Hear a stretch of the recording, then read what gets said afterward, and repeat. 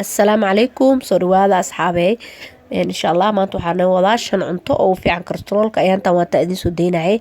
عنتو ينك أول أحسن كرسترولك علاميتها ديتا سعودها ديتا هاي محالي رادي رجلين ستروبيري هاد ماشا نوصار ستروبيري وحاكونا استعمال إن شاء الله مالين والبا هدي أد أودي جوز كديقو أما محالي راسيس فروض هانو أما محالي رهدايا أديقا سيئون أد مارتي جيركاق إنو قاطا يلو باهي ستروبيري ما شاء الله أد وفيعي هاي nambarka labaad noogu xigo waxaa waaye liinta oranjiga oo aad ay u fiican tahay waa inaad cuntaa liinta oranjiga waxaa ku jira vitamin C minerals waxay hoos u dhigaysaa maxaa la yiraahdaa kolestaroolka maaragtay insha Allah aad ay u fiican tahay marka oranjiga aad ay u fiican tahay waxay kale hoos u dhigtaa maaragtay qatarta kaliyaha maaragtay ku imaata oo maaragtay uu kamid yahay dhagaxa iyo maaragtay kaliyaha inay fariistaan oo kale ilaahay naga haa inta islaan Allah ka haay marka insha Allah tacaala aan dadaalno nambarkeena saddexaad waxa waaye waa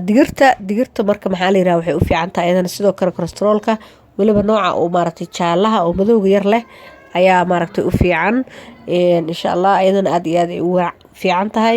waxaa la dhahaa digir anaga badanaa Soomaaliyeedana waa iskaga cashayna ma oo wax oo easy noo tahay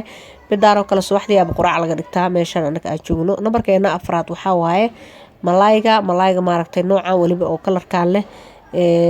salmon in la dhahaa jeclahay insha Allah hadii aan qaldanahay dadka iga aqoog ayaa iga saxi doono